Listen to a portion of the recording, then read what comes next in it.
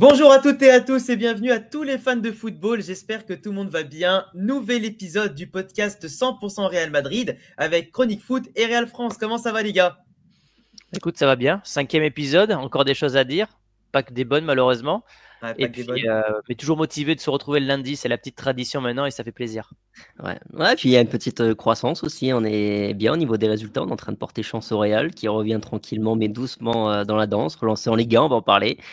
Et puis on a un gros match aussi qui arrive qui va être charnière, assurément. Oui, Aïe, aïe, aïe. et puis surtout les gars, n'oubliez pas que là on a pas mal de sujets aujourd'hui à traiter, mais surtout n'oubliez pas, petit message quand même, de vous abonner aux chaînes de Chronique Foot et Real France. Les liens sont en description ou à retrouver notamment directement sur le titre parce qu'on fait un podcast par semaine pour rappel tous les lundis et ça change de chaîne tous les lundis. Mais pour parler notamment de ce qui nous intéresse aujourd'hui, on va commencer par déjà donner nos impressions sur Leganés Real Madrid qui a été un match qui à mon sens a été quand même bien maîtrisé par le Real. Donc on va parler de ce qu'on a aimé, ce qu'on a moins aimé. Et globalement, est-ce que pour vous, la prestation d'hier était quand même aboutie? Est-ce que vous avez trouvé les joueurs à l'aise? Est-ce que peut-être ils étaient même trop à l'aise? Est-ce qu'ils sont peut-être donnés juste ce qu'il fallait? Quelles sont vos impressions par rapport à ce match-là? Commence Thomas de Real France. Allez. Oui, c'est un très bon match. Assurément l'un des meilleurs, l'un des plus complets, des plus maîtrisés sur ce début de saison. Alors après, il n'y en a pas eu beaucoup non plus, mais là, on a vraiment vu, je trouve, une belle maîtrise du Real, même au niveau de l'animation offensive. Je trouve qu'on a vu des trucs à peu près, des trucs plaisants, tout Mhm. simplement. J'allais dire à peu près, non, des trucs plaisants. On a vu des bons mouvements, on a vu des joueurs qui se trouvent un peu plus. Et on a surtout, je trouve, des individualités aussi qui sont en train de monter en puissance. On a Bellingham qui a encore été, surtout en première période, absolument hors norme. On a Vinicius qui donne pas l'impression de forcer, mais qui nous fait quand même un match au final assez stratosphérique en délivrant caviar sur caviar. On a Arda qui est la bonne surprise, mais on s'y attendait et ce match nous fait que dire que il aurait dû jouer déjà bien plus sur le dernier mois qui vient de s'écouler. Donc, ouais, non, un vrai bon match. Après, oui, c'était que les Ganes, oui, c'était que Osasuna avant, mais on a quand même une bonne petite dynamique qui est en train de se créer, je pense. En tout cas, on a un Real qui va mieux. Et toi, Ouais, Thomas? je vous rejoins. C'était un adversaire qui était plutôt faible, mais sur les deux derniers matchs, c'est quand même 7 buts, 0 encaissé. Donc ça, c'est quand même statistiquement très bon. Et 0 tir cadré non plus, encaissé.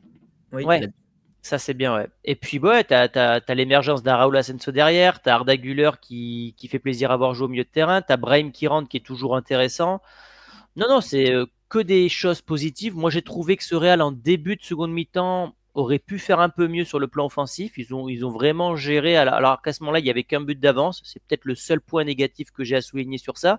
Sinon, voilà, ils étaient un petit peu en gestion. Je pense qu'ils avaient aussi la tête à Liverpool en voulant pas faire trop d'efforts physiques, ce qui peut se comprendre vu la faiblesse de l'adversaire. Mais le Real a fait son match et on continue dans la dynamique d'Osasuna. Donc, c'est cool pour la suite. Surtout que ce qui était intéressant, c'est comme vous dites, il y a eu quand même eu quelques mouvements intéressants. Alors moi je trouve, moi je suis peut-être un peu trop exigeant, mais je trouve quand même que, même si ça peut s'expliquer par l'aspect gestion avant Liverpool, que le Real aurait pu quand même, dans l'utilisation du ballon, dans les phases offensives avec un bloc quand même assez haut globalement, aurait pu faire un peu mieux. Avec notamment peut-être plus de centre, plus de présence. Il y a plusieurs fois Bellingham qui a enchaîné des mouvements avec Vini et Kylian notamment. Mais c'est vrai que avec la créativité qu'on avait sur le terrain, avec Arda, Jude et Ceballos, parce que même si Ceballos, bon, c'est pas celui qui se met le plus en évidence, c'est pas celui qui prend le plus de risques avec le ballon malgré son talent technique, mais pour moi, je trouve qu'on pouvait quand même faire plus, même si les Ganes étaient bien regroupés, dès qu'on a marqué Ils le jouaient premier bas. but, voilà, ils jouaient quand même assez bas, mais dès qu'on a marqué le premier but, après, je veux dire, ils n'avaient plus le choix de trop attaquer, même si on les a totalement annihilés avec une belle couverture. Tu l'as dit tout à l'heure, Thomas, Raúl Asensio, il ne s'est pas démonté, encore une fois, et d'ailleurs, j'ai adoré ces petites prises de risque, ces petites montées qu'il faisait avec le ballon. Et franchement, ça montre que même si en face, tu n'avais pas grand-chose, lui, il commence à rentrer dans ce moule de l'équipe et à prendre confiance en ses capacités. Et comme quoi, la Fabrica, elle forme quand même très bien ses joueurs et ça fait plaisir. Ouais, non, Asensio, c'est parti encore une fois des Ouais. très belles satisfactions de la partie. Et comme dont tu parles, là, les petites montées, ça, c'est signe d'un joueur qui se sent bien, en confiance. Voilà, l'association avec Rudiger, pour l'instant, franchement, ça marche bien. On sent qu'il est à l'aise à côté de l'Allemand, à côté aussi enfin non, putain, à côté de Fran Garcia hier, mais on avait Fede Valverde aussi Ouais, défensivement qui est absolument hors norme finalement en c'est tant vrai. que latéral, mais Lui, tu pourrais lui mettre des gants, je pense, il serait très bon aussi, il n'y aurait pas de souci. C'est ça. Et le plus important avec Valverde, c'est qu'il soit sur le terrain, finalement, où qu'il soit, il va apporter quelque chose au Real. Je trouve vraiment qu'il y a que des bonnes, quasiment que des bonnes satisfactions sur le plan aussi individuel. Tu vois, même Dani Ceballos que tu évoquais, il fait pas un match exceptionnel, mais pour un joueur qui disputait seulement sa 2e titularisation de la saison, qui manque forcément de rythme et tout, je trouve que ça, voilà, je trouve qu'il fait son match. Et de toute façon, c'est un joueur de toute façon qu'il faut mettre dans le moule parce qu'on va en avoir besoin. Hein. C'est un joueur qui est très technique. Je me rappelle une fin de saison, il avait été extraordinaire. Je sais plus laquelle c'était. 2022-2023. Il y a 2 ans. Ouais. Puis derrière, il prolonge. Voilà. Donc c'est le genre de joueur qui est toujours important à avoir. Et puis moi, ce qui m'a plu hier, c'est que finalement sur les 4 milieux de terrain qu'on avait, c'était 4 créatifs.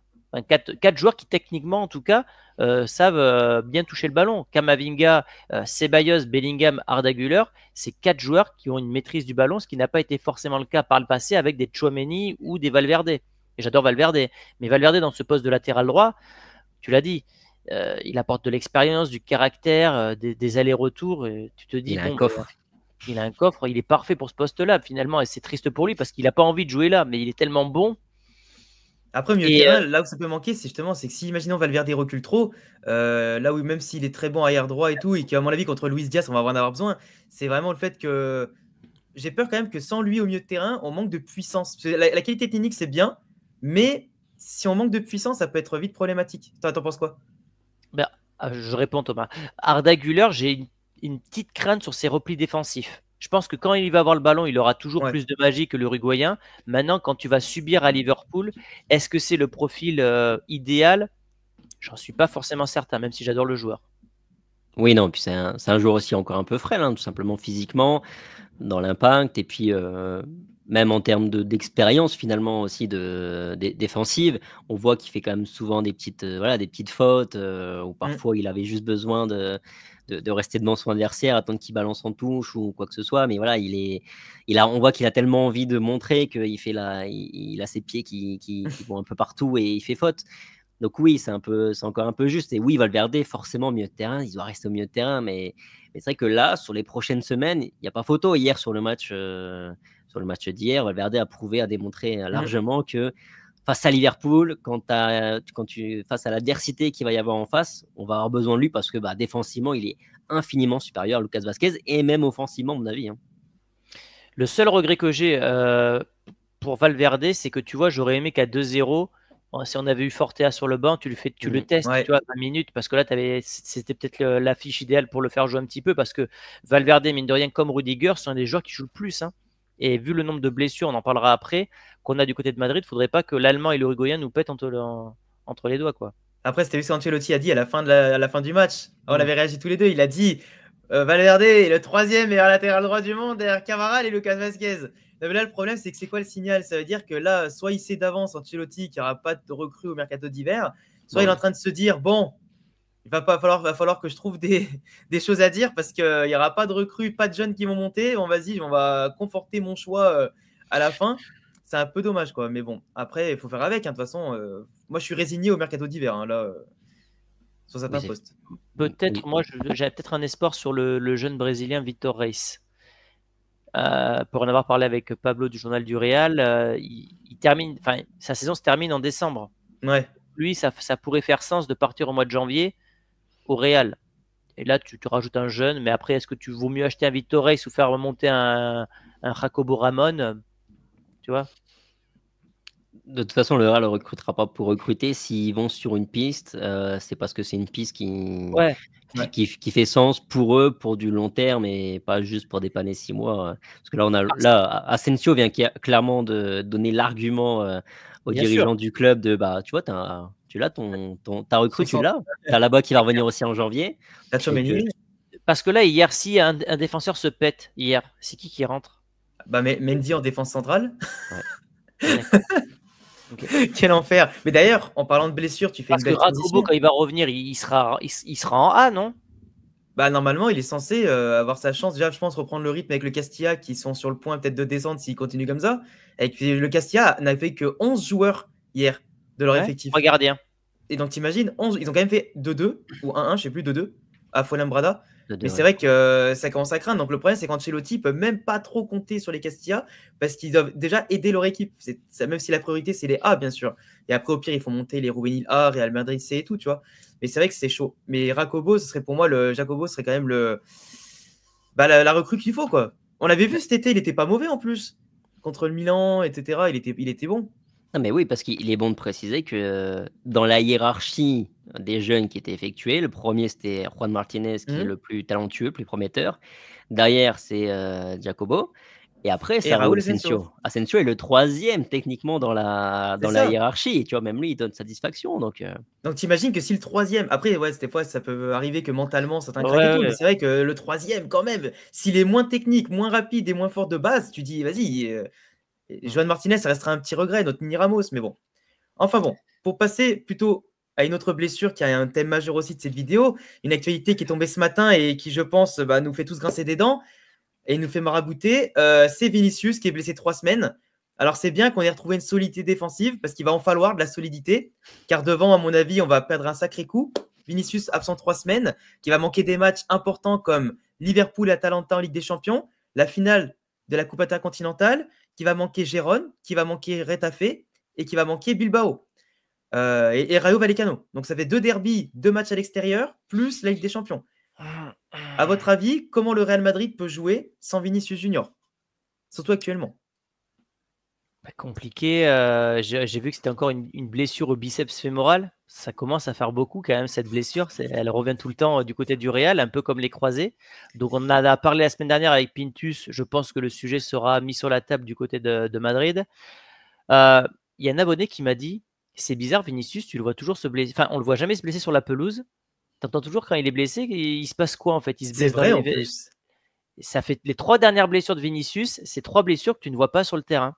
Il glisse dans la douche, je sais pas ce qu'il fait. Mais... Ouais, c'est ça le truc. Mais c'est dommage parce que là, on était en train de trouver une solution entre Vinicius et Mbappé. Moi, j'ai adoré son match en tant que numéro 9. J'ai adoré ce côté organisateur, leader, où il faisait briller ses coéquipiers. Et je disais dans mon débrief hier, toute proportion gardée, évidemment, il me faisait penser, tu sais, quand Neymar était au PSG et qu'il était dans l'axe et qu'il faisait briller les Mbappé, les mecs à droite et tout ça. Hier, j'ai vu ça un petit peu chez Vinicius. Je l'ai trouvé très à l'aise. Alors, peut-être un petit peu moins à l'aise qu'à gauche, et encore que. Mais c'était une vraie solution de mettre Mbappé à gauche, finalement, et Vinicius dans l'axe. T'en penses quoi, Thomas?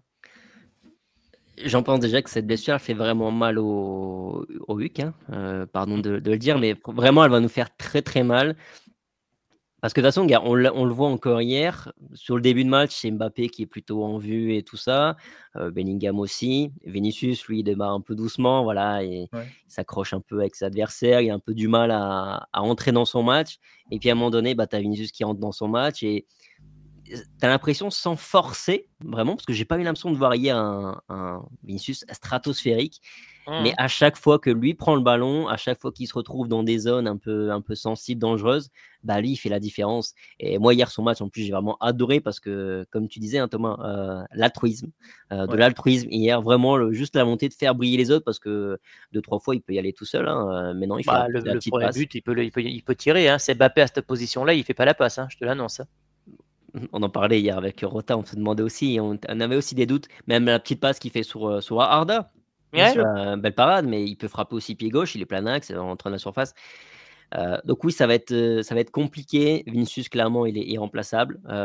Après, ça va être le moment, voilà, c'est une opportunité aussi peut-être pour Mbappé de sortir un peu plus les biceps et de montrer un peu de leadership et d'être meilleur, tout simplement parce que on l'a vu hier, Ancelotti a donné sa confiance à Mbappé pour jouer sur le côté gauche. Tout indique que c'est ce qui va continuer à se passer, en tout cas sur ces prochaines semaines. La solution, elle est là, hein, c'est Mbappé qui va jouer à gauche. Par contre, c'est vrai qu'après, on a des problèmes dans l'axe à droite parce qu'on a Rodrigo qui n'est pas encore revenu. Je l'imagine mal titulaire Anfield. Donc, ça sera Hendrick et Brahim. Hein. Je vois pas d'autres. Sauf si tu veux faire jouer Bellingham en tant que faux neuf et qui revient. Ou tu repasses à 4 milieux. Ouais. De toute façon, moi j'ai 2 problèmes vraiment qui m'ont énervé sur la blessure de Vinicius et aussi sur la gestion du match d'hier. C'est qu'en fait, je comprends pas. Et ça, pourtant, c'est un truc que je répète depuis des années, mais à chaque fois, on me tape sur les doigts en disant que j'en fais trop. Mais tu affrontes Leganés, une équipe qui ne te fait aucun mal. La seule sueur que tu as eue jusqu'au cul, c'était Courtois qui a essayé de dribbler un joueur sur la ligne. n'as pas de souffrance particulière. Tu peux faire tourner. 75e minute, c'est Brahim qui rentre à la place d'Arda Güler. Arda Güler, il joue jamais. À un moment donné, le gamin, laisse-le 90 minutes. Vinicius, il a fait là sa petite passe D, sors-le avant. Attention, quand tu joues pas du tout comme l'a fait Arda, jouer 90 minutes d'un coup, ça peut être Ouais, aussi bien sûr, mais entre guillemets traumatisant. Après, il est jeune quand même, tu vois. Il est jeune, le rythme d'hier, il n'était pas énorme, tu vois. Il avait largement de quoi faire plus. C'est vrai, et Vinicius, tu vois, encore si tu me disais que si c'était Liverpool, je t'aurais dit bah non, tu vois, ou un gros match. Mais là, vraiment, on était en chaussons dans notre fauteuil. Enfin, tu vois, le petit café au lait, comme je t'ai dit tout à l'heure, tranquille dans ce match-là. On était zéro inquiété. Et tu sors pas Vinicius, il joue 90 minutes ou presque, il se blesse. Bah, à un moment donné, bah oui, dans 3 jours, tu affrontes Liverpool. Et en plus, maintenant, les gens sont là. Kylian Mbappé, il faut qu'il joue à gauche. Il a testé une espèce de 50-50 où tu avais Kylian Mbappé à gauche, mais qui permutait de temps en temps avec Vinicius plus que d'habitude. Mais moi, ça me plaît, moi, quand il change. C'est pas trop mal. Mais ce que je veux dire, c'est que pour moi, Kylian, sachant que ce ne sera pas la référence à gauche au Real Madrid tant que Vinicius jouera au Real, pour moi, c'est un petit peu cacher la misère de le mettre à gauche. Parce que même à gauche, pour le remettre mentalement à l'endroit, pour moi, ce n'est pas une question de positionnement, c'est plus une question de mental. Le Kylian, aujourd'hui, on le met à gauche, mais imagine, je te pose un truc. Tu le mets à gauche pendant 3-4 matchs. Imagine, il est mauvais. Qu'est-ce qu'il va faire, le mec? Qu'est-ce qu'on en fait? Le mec, on va lui dire, bah, même si à ton meilleur poste, t'es mauvais. Comment on fait? En fait, pour moi, ça va plus l'enfoncer mentalement. Alors que si tu lui dis, t'es dans l'axe et tu dois continuer de travailler dans l'axe. Alors, je vais te poser une question inverse, Alex. Tu préfères avoir Vinicius très bon dans l'axe et Mbappé qui est mauvais Vinicius très bon à gauche et Mbappé qui est mauvais dans l'axe, ou tu préfères avoir un Mbappé qui est bon à gauche et un Vinicius qui n'est pas excellent mais qui est bon dans l'axe? Moi, je préfère peut-être avoir deux bons. Alors, je préfère la deuxième solution, évidemment. Voilà. Mais, après, il faut voir à quel point Vinicius perd son importance. Bah, pas spécialement. Moi, vu la palette technique qu'il a et qu'il est en train de développer, je ne sais pas si vous avez vu, mais à un moment, en seconde mi-temps, il fait un extérieur pied gauche. Ouais. Non, mais il est énorme. Ça, je suis d'accord avec toi. Le gars, maintenant, c'est absolument tout faire. L'extérieur pied droit qui est devenu sa signature, ça n'existait pas il y a 2 ans. Bien il y a un peu plus de 2 ans, ça n'existe. Donc en fait, il développe comme ça. Il a un QI football qui est assez élevé. J'en ai pour preuve déjà la contre-attaque contre Osasuna. Il sent le but. Sur le premier but de Madrid, hier, c'est lui qui sent qu'en faisant le pressing, il va récupérer le ballon. Donc tu vois, il a cette. Et ça, c'est parce qu'il est dans l'axe. Il est plus intelligent, c'est vrai. Je pense qu'il a, niveau mental, il est plus câblé que Mbappé en ce moment. Mbappé, pour l'instant, statistiquement, c'est bon. Sur le terrain, il apporte plus, je trouve, de problèmes que de solutions. Maintenant, on va attendre un petit peu. Par contre, pour moi, faut le mettre.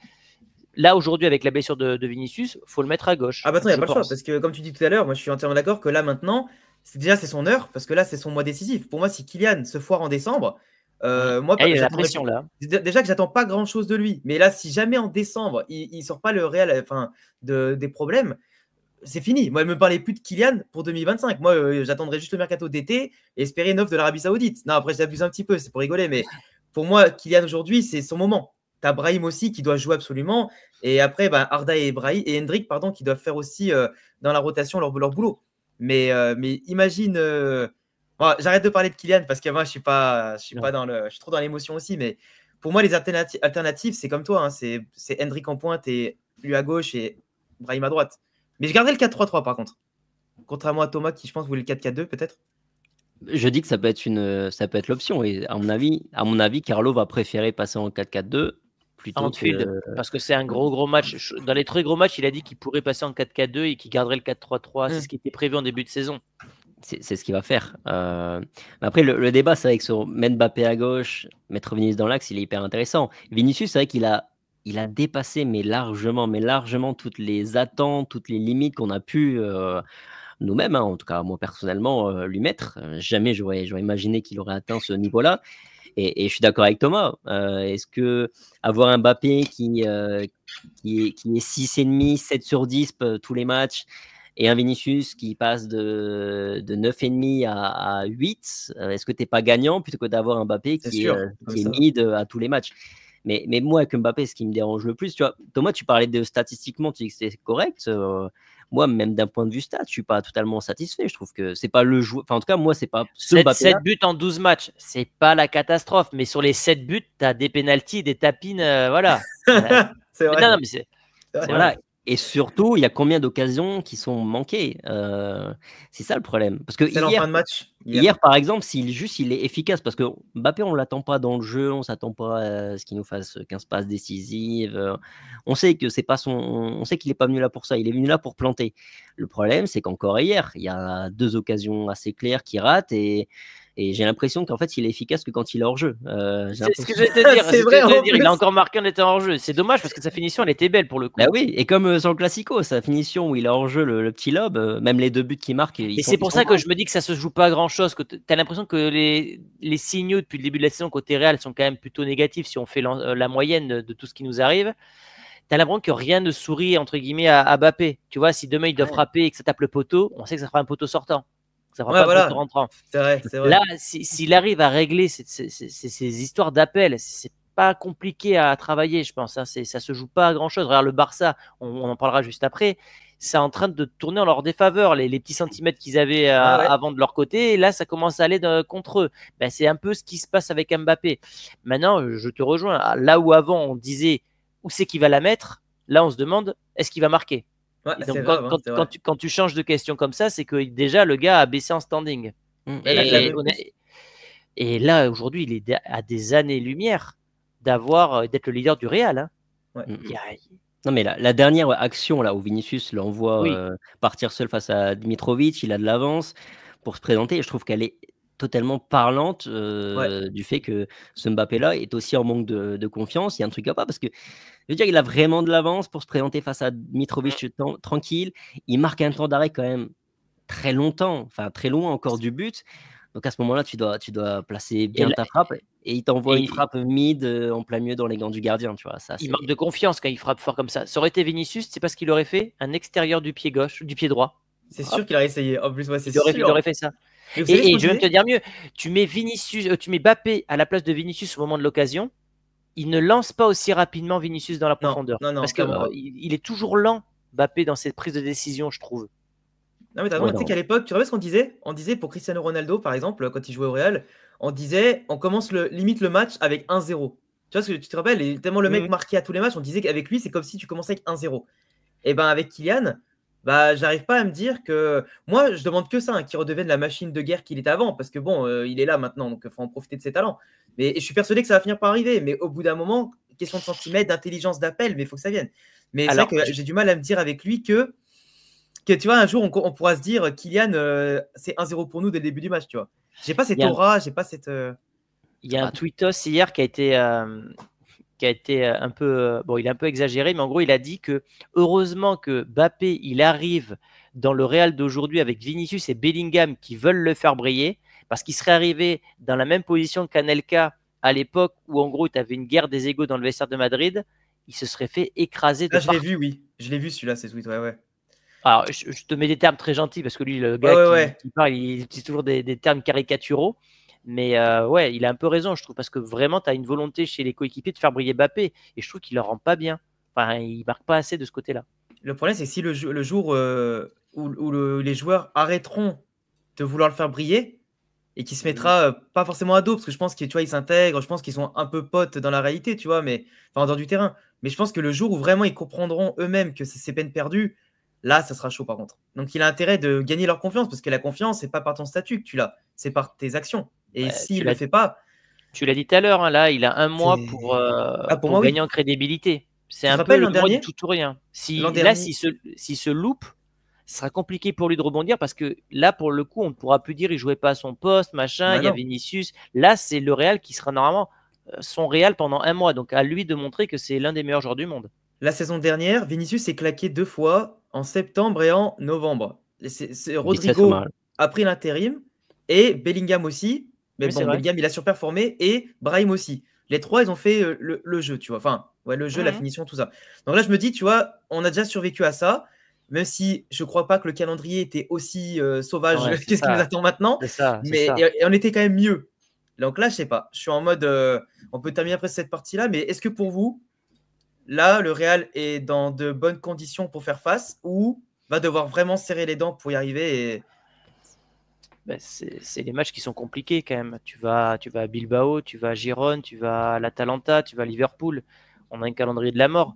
Maintenant, on a quand même de la qualité. Je me dis qu'un Brahim, un Bellingham, un Arda Güler, un Mbappé, tu dois pouvoir quand même te créer des occasions. J'ai pas trop d'espoir honnêtement pour Anfield. On en parlera en fin de vidéo. Ouais.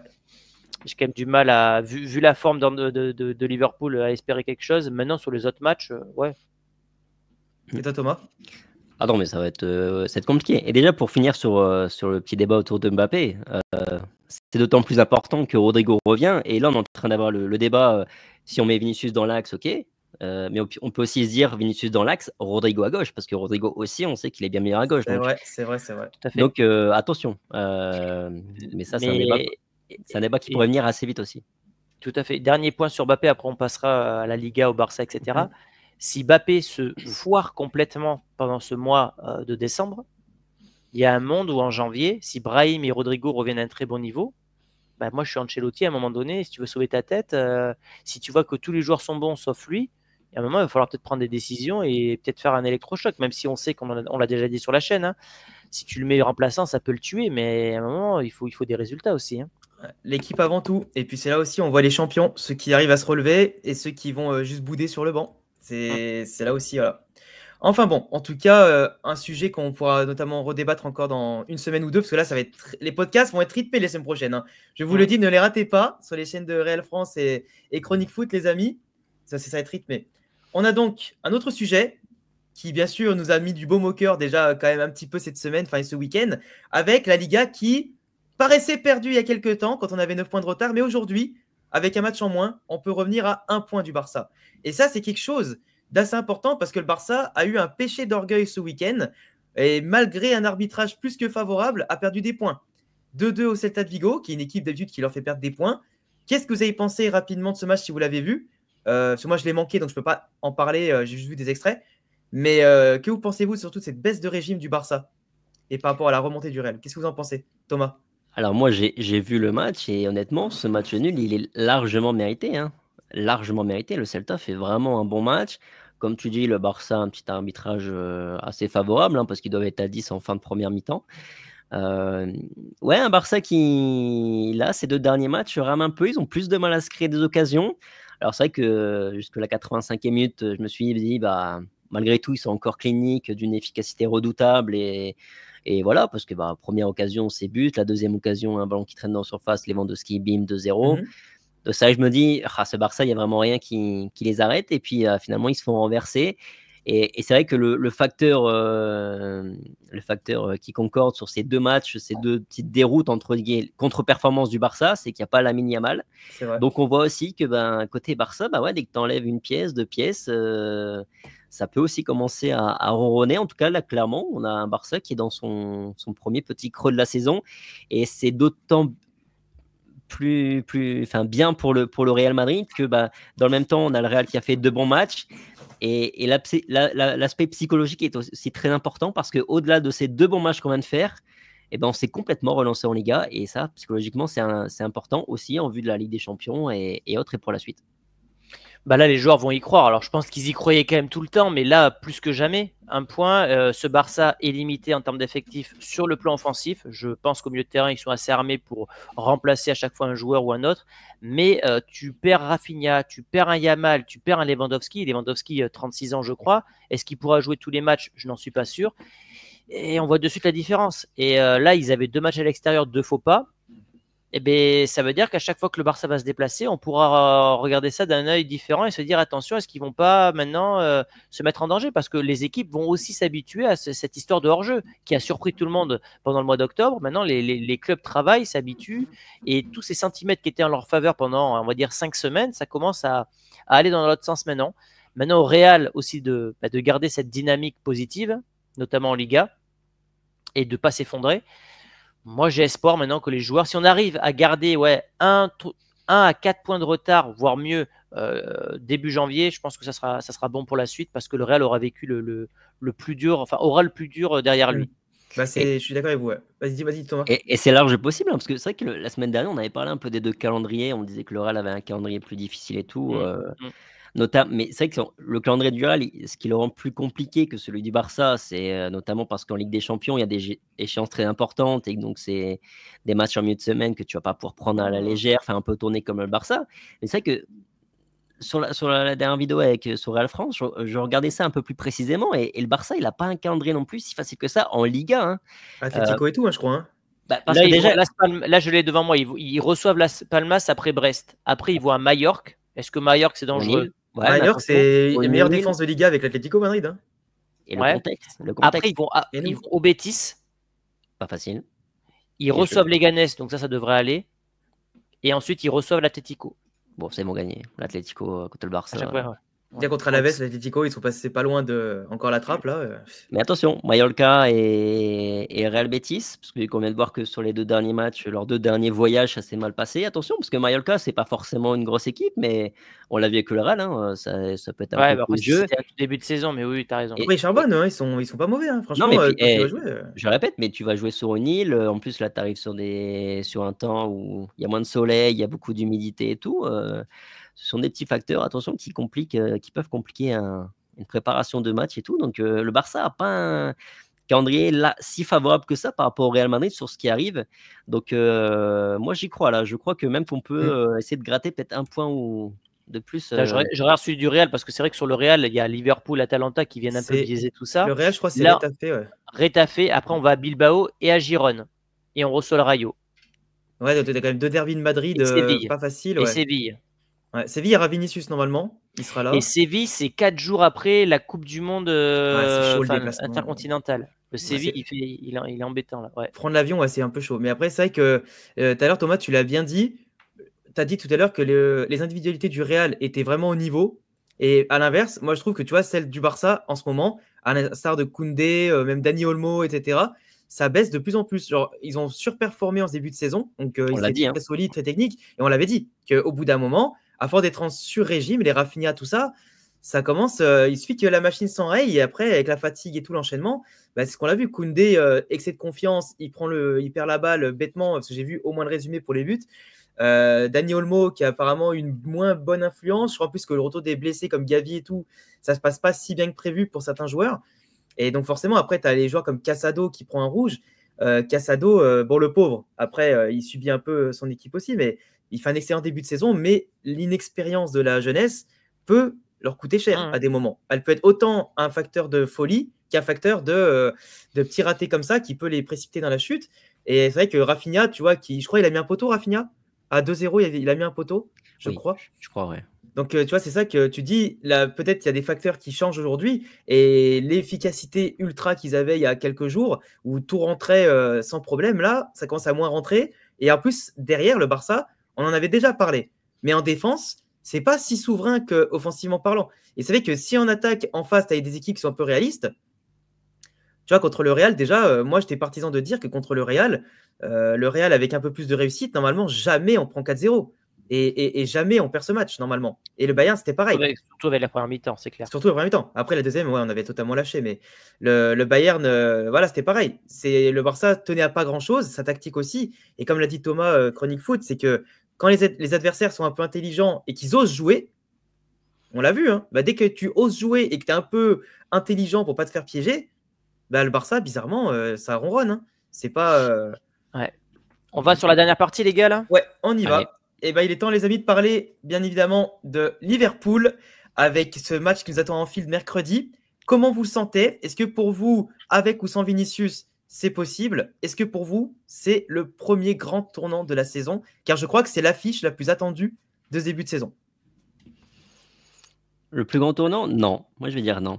Je vais dire non parce que, comme je le disais juste avant, quoi qu'on pense, le fil rouge de la saison, et on est plutôt bien placé pour en parler en tant que média, créateur de contenu avec une grande communauté Real Madrid. Qu'est-ce qui nous plombe ou pas nos audiences, entre guillemets, c'est quand les gens ont un désintérêt pour la saison du Real Madrid, et ce désintérêt, c'est quand en Liga, tu n'es plus dans la course. Là, en Liga, on est totalement relancé. Le Real est totalement relancé dans la course à la Liga. On a de nouveau notre destin en main. Et pour moi, c'est ça qui, finalement, est un tournant dans la saison du Real Madrid. C'est qu'on est de nouveau en course chaque week-end pour la Liga. La Ligue des Champions, c'est un tournant dans le sens où demain, mercredi, on va savoir ce qu'on va jouer finalement sur cette suite-là de première phase de Ligue des Champions. si on ne gagne pas ce match, assurément, ça sent le barrage et l'objectif, ça va être de finir le plus haut possible, tout simplement. Et par contre, si on gagne ce match, il va y avoir un effet extrêmement positif parce qu'à la fois, tu bats la meilleure équipe d'Europe sur ce début de saison, très clairement. Oui, du monde. Et donc ça, psychologiquement, c'est pareil, c'est encore un coup de boost supplémentaire. En plus, tu n'as pas Vinicius, tout ça. Donc, imaginez un peu la plus grande surprise encore que c'est. Et en même temps, si on gagne, je pense que derrière, on va réussir à accrocher notre place dans les 8 parce que d'après, il nous faudra gagner 2 des 3 derniers matchs qui nous restent en ayant Brest, Salzbourg et l'Atalanta. Effectivement, il n'y a pas que des matchs faciles, mais je pense que 2 victoires sur ces 3 matchs-là, c'est faisable. Donc, grand tournant de la saison, non, parce que pour moi, le fil rouge, c'est la Liga et la Ligue des Champions. Quoi qu'il arrive, je pense qu'en février, en mars, on sera là et que les compteurs sont remis à 0 à partir de la phase finale. Mais oui, important parce que pour moi, il peut y avoir qu'un impact positif finalement après ce match. Je rejoins Thomas, je vais partir sur un autre angle. Je pense que ça, en termes de rencontre, c'est peut-être le match. Alors dommage qu'il n'y ait pas Vinicius, mais peut-être le match le plus spectaculaire du début de saison. Alors il y a eu ce classico contre le Barça évidemment, mais je pense que c'est un match qui peut être vraiment explosif dans le bon sens du terme, parce que ce Liverpool va vouloir asphyxier le Real et j'ai hâte de voir comment le Real va réagir maintenant qu'on est dans une série positive. Est-ce que ce Real va s'effondrer comme contre le Barça ou est-ce que maintenant on va avoir du répondant? On va pouvoir tester aussi des joueurs comme peut-être Arda Güler et Raúl Asensio. On va voir ce qu'ils ont réellement dans le bid. Et ça se trouve, on n'aura que des belles surprises. Donc, moi, je signe pour un match nul. Voilà. Si on gagne, c'est un exploit parce que c'est l'équipe qui gagne toutes ses rencontres pour l'instant, qui va enchaîner City aussi. On sait que c'est hyper important pour eux parce qu'ils ont aussi l'occasion. Ils ont aussi l'occasion de quasiment tuer la Première Ligue de ce week-end en mettant 11 points d'avance aux Citizens qui ont gagné 6 des 7 dernières Premières Ligues. Donc, est-ce que les Anglais qui caracolent en tête auront aussi la tête à City? C'est possible. Je ne pense pas, vu la mentalité des Reds, mais c'est pas impossible non plus. Mais moi, ce que j'attends, c'est du répondant, c'est du Mbappé. Je pense que c'est pas un tournant, comme l'a dit Thomas, parce qu'on a encore envie en Liga et tu as tout à fait raison concernant l'intérêt du public. Maintenant, ça peut être un tournant si le Real s'impose. Si le Real s'impose, tu passes d'un club qui est au fond du trou contre le Barça, qui a quasiment perdu la Liga, à un club qui bat la meilleure équipe du monde chez elle. Et là, on va dire, ça y est. Au moment où on pense que le Real est mauvais, en fait, à chaque fois, ils renaissent de leur cendre et ça sera l'un des favoris à la Ligue des Champions en 2025. Clairement. Après, Liverpool, tu vois, ce qui est intéressant quand même, c'est que moi, j'ai vite fait mater le match contre Southampton.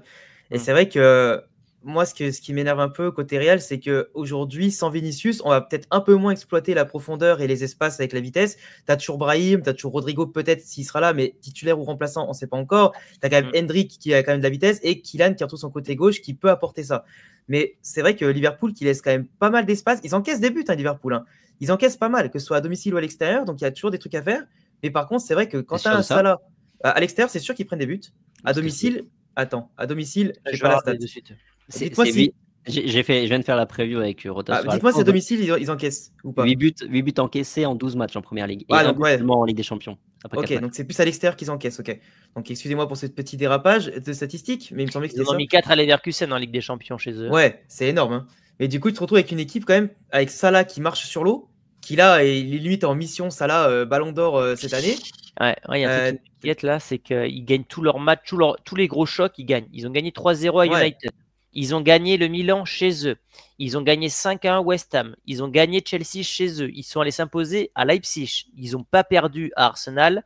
Ils ont gagné à Brighton. Et ils ont mis 4-0 à Leverkusen. Ah, mais ça, ils sont chauds. Hein, quand tu vois les gardes, quand tu vois les Gravenberch, quand tu vois Curtis Jones, les deux là, ils ont un niveau cette année avec Slobozai qui joue un peu plus haut que l'année dernière. Et ça joue très très bien. C'est ouf hein, quand même. Et je vais te dire un truc. Je pense que le Real, quoi qu'il arrive, sera dans le pire des cas barragiste. Ce que j'attends de ce match-là, apparemment, dans le vestiaire de Madrid, on n'est pas non plus ultra confiant, mais c'est de voir du répondant et une équipe qui ne s'écroule pas. Si le Real perd, admettons, 2-1 Anfield, mais que c'est un Real qui a dominé, qui a eu des superbes séquences, j'ai envie de te dire, moi, le résultat m'importe peu, parce que je sais qu'on sera quand même sur une dynamique positive en termes de jeu. Osasuna, les Ganes. Par contre, si on se fait asphyxier et que, par exemple, on prend 5-0, j'ai une bêtise, là, ça va remettre des doutes après une mini-série qui était quand même assez positive. C'est plus ça qui me fait peur. Ouais, si on prend 5-0, évidemment, le constat sera son appel. Mais même il y a même un monde finalement pas très irréaliste, hein, où on prend 2-3-0. où voilà, on sent très clairement que ce Liverpool est une machine, que le Real n'est pas prêt. Et même dans ce cas de figure, pour moi, il n'y aura pas de catastrophe parce que on le sait, je veux dire, on le sait avant ce match que Liverpool est bien supérieur à ce Real Madrid à ce moment-là de la saison. On le sait, il y a plein de blessés, on sait qu'il y a un contexte, t'as pas Vinicius, donc d'une certaine manière, ce Real a des excuses. Mais même si on perd ce match, même si on prend 3-0 et qu'on n'a pas assez existé, on se dira, c'est pas grave, rendez-vous au mois de mars, avril, mai, et si le Real retrouve un peu de santé, parce que ça va être la clé de cette saison pour le Real Madrid, avoir des joueurs en bonne santé, ces joueurs clés en bonne santé, on se retrouvera à ce moment de la saison. Cette défaite, ce match-là va pas conditionner la suite, même en Ligue des Champions. Oui, ça va conditionner si barrage ou qualif directement autant les 8. Oui, le barrage, ce sera chiant parce que c'est 2 matchs de plus, mais ça conditionnera pas la saison du Real Madrid parce que ça fera une double confrontation et ce sera plus malheur à l'équipe qui va nous jouer C'est exactement ce que j'allais dire, c'est que l'équipe qui va tirer les Real, sachant que le Real, quand ils sont à la vie à la mort en Ligue des Champions, ils peuvent te sortir des 5-2 comme à Anfield, ou se qualifier contre Manchester City. Donc ce sera un désavantage pour le club adverse. Et on peut avoir que des bonnes surprises pour moi demain. Parce que tu vois, voilà, là je parlais du scénario un peu catastrophe. Mais comme tu disais, Raúl Sensio va voir ce qu'il a dans le ventre. Brahim, moi j'attends un Brahim là. On a du Brahim Diaz, on a du Arda, on a Mbappé aussi qui peut nous faire son premier grand match avec le Real Madrid. Pourquoi pas une soirée de Ligue des Champions comme ça à Anfield. Surtout que Brahim et Mbappé sont copains. Apparemment, ils sont assez proches dans le vestiaire. Donc, un Brahim qui fait briller Mbappé, ça peut exister du côté de Liverpool. Moi, je pense que c'est plus un tournant en termes peut-être de prestat individuel, peut-être pour libérer certains, comme ça peut en conforter d'autres, ou peut-être en affaiblir certains suivant leur prestation.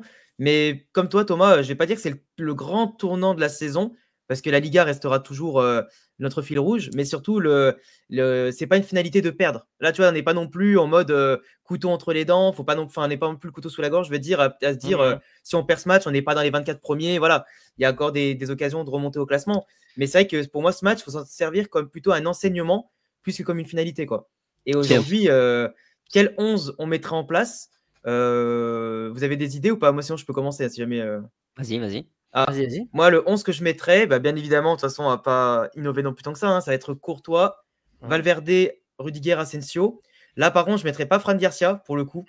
Je laisserais Ferland Mendy parce que trop risqué, je pense, Fran Garcia aujourd'hui contre Mohamed Salah. Il faut un mec musculeux qui va être dur au duel. Et Fran Garcia, même si statistiquement, je l'ai vu ce matin, il fait partie des meilleurs. C'est le meilleur latéral gauche de Liga, statistiquement. À la surprise générale, mais en termes de stats, c'est le premier.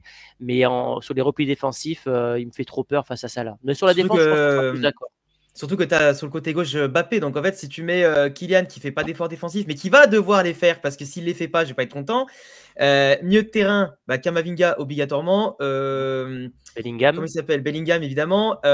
Du coup, là, moi j'ai un doute entre est-ce qu'il va pas mettre Luka Modric pendant une mi-temps et Arda Güler derrière, peut-être si jamais il y a vraiment de problème.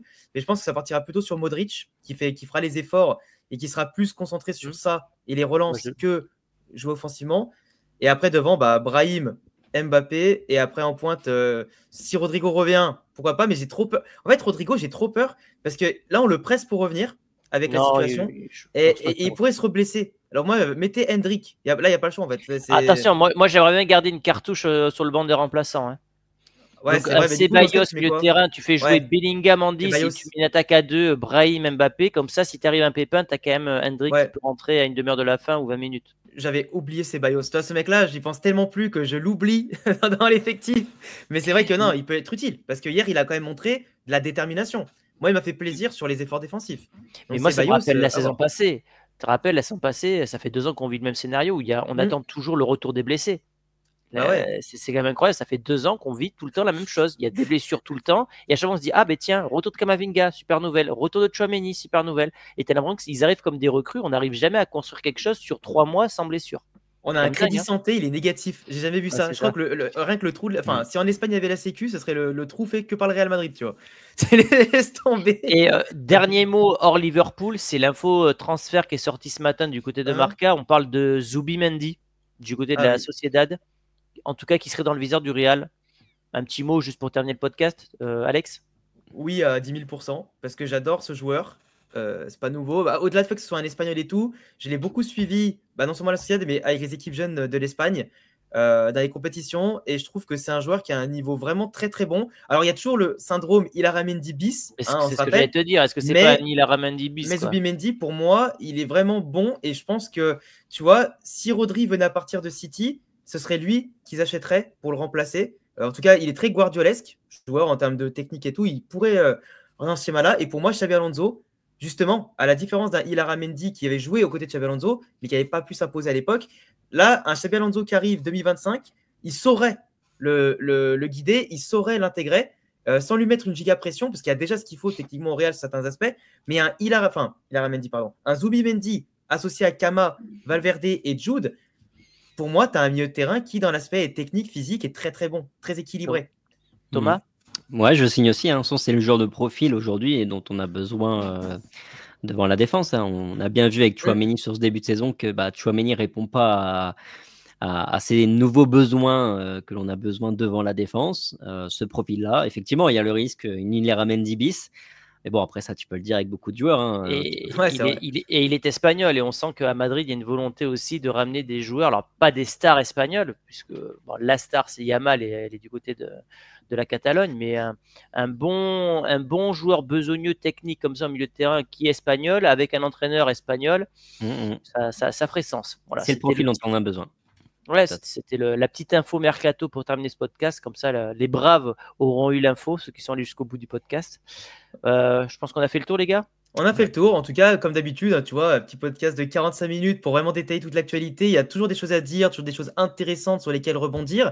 Je vous remercie encore, les gars, en tout cas, pour votre développement à chaque fois, vos arguments footballistiques que je pense que tout le monde adore entendre chaque semaine. Donc, en tout cas, merci à tous ceux qui nous ont écoutés, les amis. N'oubliez pas de vous abonner, il y a toutes les chaînes en description. Le podcast tourne tous les lundis comme d'habitude. Le prochain, c'est sur la chaîne de Real France, du coup. Oui, c'est ça, si je ne dis pas de bêtises. On parlera bien sûr de Real Liverpool, etc. et des matchs du week-end qui vont arriver. Donc merci à tous pour votre écoute. Mettez le petit pouce bleu, abonnez-vous, couchez la cloche et à bientôt. Ciao, ciao. Ciao. Allez, ciao.